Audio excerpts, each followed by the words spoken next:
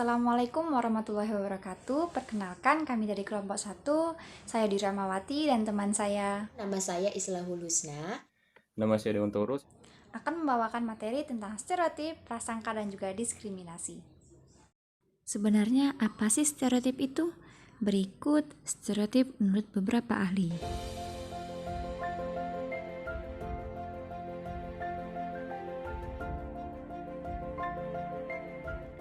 Nah, sudah dipaparkan kan guys? Jadi, stereotip adalah penilaian seseorang berdasarkan persepsi yang telah diyakini terhadap kelompok tertentu. Dan stereotip ini sudah terbentuk dalam otak kita.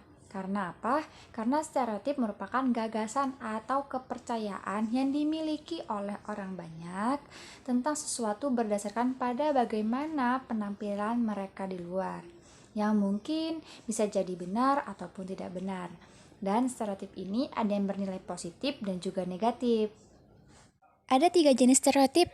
Pertama, stereotip gender, 2 stereotip pekerjaan, dan 3 stereotip etnis. Di sini saya akan memberikan contoh stereotip gender antara laki-laki dan juga perempuan. Laki-laki dianggap sebagai orang yang kuat, bekerja keras, berpikir rasional, dan juga bertanggung jawab. Dan perempuan dianggap sebagai seseorang yang kalem, lemah lembut, dan juga anggun. Sehingga banyak yang menganggap bahwa laki-laki cenderung kuat dalam melakukan pekerjaan berat dan perempuan hanya bisa melakukan pekerjaan dari rumah saja. Namun nyatanya banyak perempuan yang mampu mengerjakan tugas laki-laki. Dalam kehidupan sehari-hari yang kita lihat dan juga rasakan dalam stereotip pekerjaan adalah guru. Guru atau pengajar dicap sebagai seorang yang bijak.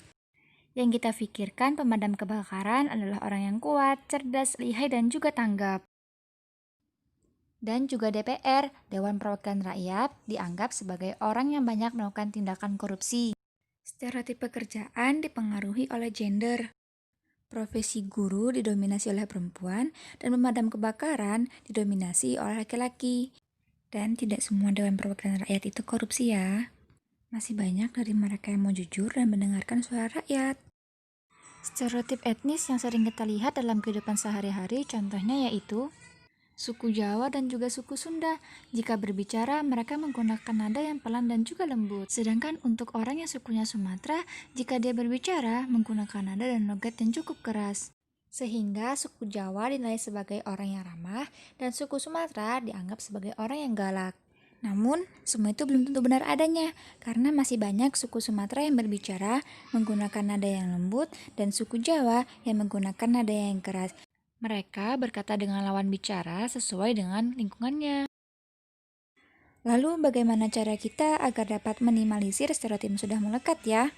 Pertama, jangan hanya memandang suatu kelompok atau individu dari satu sisi dan mengabaikan sisi lainnya. Kedua, menyadari bahwa setiap individu terlahir dengan keunikan tersendiri.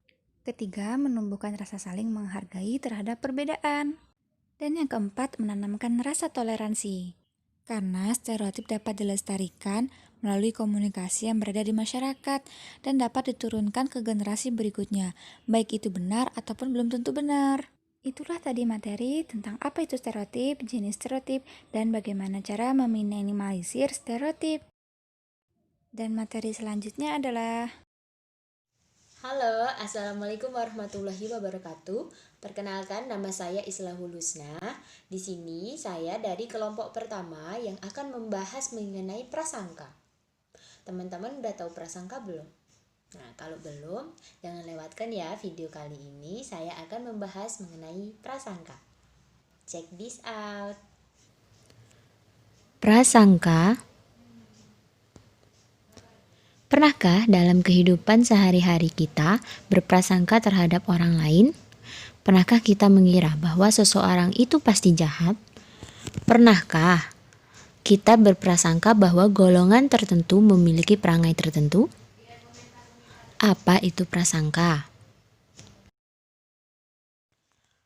Menurut Marat, prasangka sosial adalah dugaan-dugaan yang memiliki nilai positif atau negatif, tetapi biasanya lebih bersifat negatif. Sedangkan menurut Brehm dan Cassin, prasangka sosial adalah perasaan negatif terhadap seseorang semata-mata berdasarkan pada keanggotaan mereka pada kelompok tertentu. Maksudnya yaitu prasangka itu hanyalah dugaan-dugaan sementara yang tidak didasarkan oleh data-data yang ada sehingga memiliki hasil yang negatif. Menurut Sears, individu yang berprasangka pada umumnya memiliki sedikit pengalaman pribadi dengan kelompok yang diprasangkai. Prasangka cenderung tidak didasarkan pada fakta-fakta objektif, tetapi didasarkan pada fakta-fakta yang minim yang diinterpretasi secara subjektif. Jadi, dalam hal ini prasangka melibatkan penilaian a priori karena memperlakukan objek sasaran prasangka tidak berdasarkan karakteristik unik atau khusus dari individu, tetapi melekatkan karakteristik kelompoknya yang menonjol itu. Prasangka adalah sikap, kepercayaan, perasaan, dan judgement negatif terhadap suatu kelompok dan seluruh anggota kelompoknya. Prasangka merupakan virus dalam berpikir. Prasangka merupakan virus dalam berpikir. Dapat kita ambil contoh misalnya, karena beredar anggapan bahwa orang Padang itu pelit, maka seseorang dapat berprasangka bahwa semua orang Padang merupakan orang pelit, sehingga membenci seluruh orang Padang. Contoh lain, hanya karena satu orang Padang tidak meminjami kita uang pada saat tertentu, kita langsung beranggapan bahwa seluruh orang Padang itu pelit. Padahal bukan karena orang Padang itu benar-benar pelit, tetapi memang tidak memiliki uang atau sedang memiliki kebutuhan yang mendesak. Cara berpikir seperti itu sangatlah berbahaya, karena pada kenyataannya tidak semua orang Padang itu pelit. Sebagai warga negara Indonesia yang terdiri dari berbagai ras, suku, dan agama, kita harus menjauhi prasangka dalam berpikir agar tidak memiliki rasa benci terhadap ras, suku, dan agama tertentu. Kuatnya prasangka dalam berpikir dapat mendorong seseorang melakukan diskriminasi.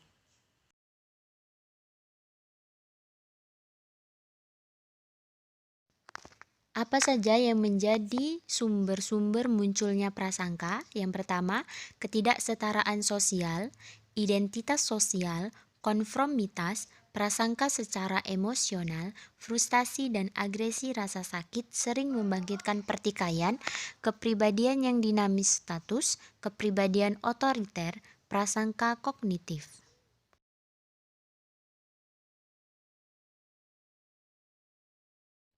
Ada beberapa cara untuk mengatasi berprasangka buruk. Yang pertama, mulailah untuk selalu berpikir kritis dalam melihat fenomena. Gunakan perspektif dua sisi. Jika dihadapkan pada sebuah persoalan, berhentilah ikut-ikutan forum membicarakan keburukan orang lain. Berteman dengan semua orang tanpa pandang latar belakang. Berpikir skeptis terhadap sesuatu yang belum pasti kebenarannya. Itulah beberapa cara kita untuk mengatasi ketika berprasangka buruk terhadap orang lain. Jadi bagaimana teman-teman? Informasinya menarik bukan?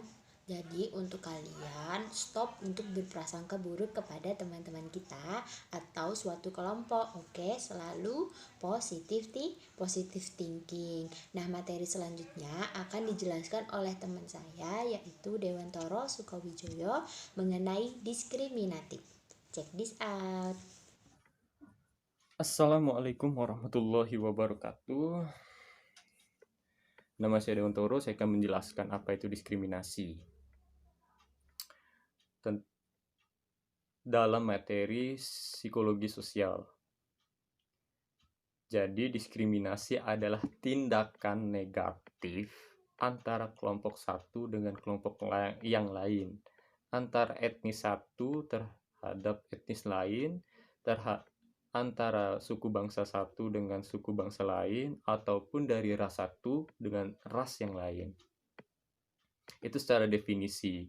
Jadi diskriminasi adalah tindakan atau perilaku negatif antara satu kelompok dengan kelompok lain, atau dari seseorang terhadap seseorang yang lain, atau dari kelompok terhadap seseorang, atau dari seseorang terhadap suatu kelompok yang lain. Itu definisinya diskriminasi. Lalu saya akan menjelaskan tentang jenis-jenis diskriminasi. Ada 3. Yang pertama itu rasisme, yang kedua tokenisme, yang ketiga itu adalah reverse discrimination. Yang pertama kita akan menjelaskan tentang rasisme. Rasisme adalah suatu perilaku yang didasari oleh stereotip dan prasangka terhadap kelompok lain, terhadap ras lain. Misalnya contohnya orang-orang Amerika terhadap ras kulit hitam, antara ras kulit putih dengan ras kulit hitam. Jadi ras kulit putih menindas ras kulit hitam di Amerika contohnya. Jadi orang-orang yang memiliki kulit putih menindas kulit hitam dengan memberikan perilaku yang negatif atau tindakan yang negatif terhadap kulit hitam. Itu terkait dengan aturan ataupun tentang hak lebih banyak dibatasi antara kulit putih terhadap kulit hitam. Lalu yang kedua tentang tokenism. Tokenism adalah diskriminasi ras atau agama atau etnis yang lebih kepada ekonomi, sistem ekonomi. Jadi orang-orang yang contoh orang Islam atau imigran di Eropa lebih sulit mencari pekerjaan di perusahaan-perusahaan Eropa. Imigran dari negara-negara Timur Tengah itu lebih dibatasi secara ekonomi sebagai bentuk diskriminasi orang Eropa terhadap orang-orang imigran dari Timur Tengah. Lalu yang ketiga, reverse discrimination.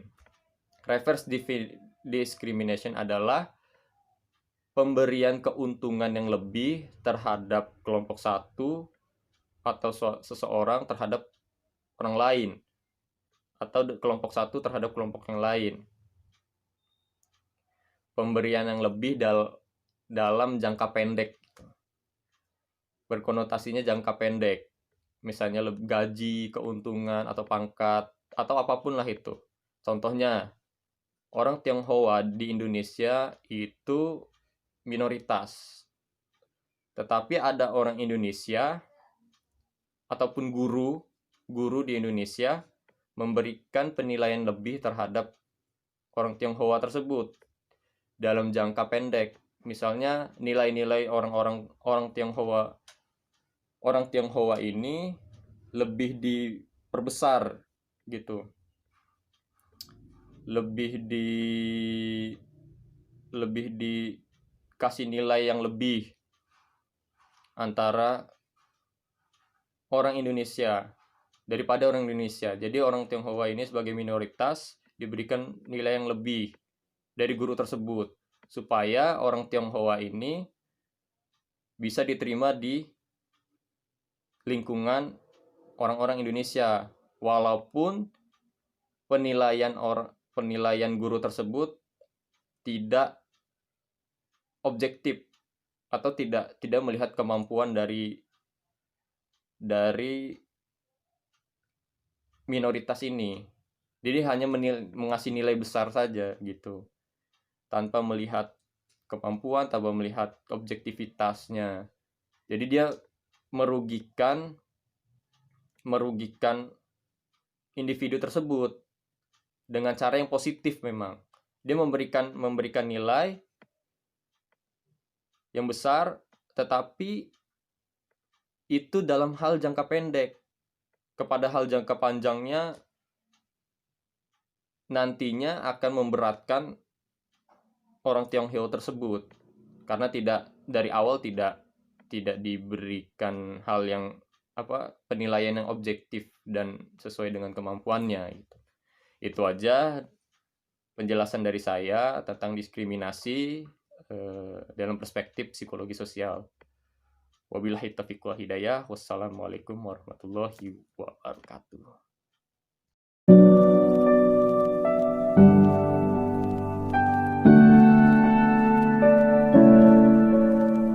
Maybe you don't like talking too much about yourself, but you should have told me that you were thinking about someone else.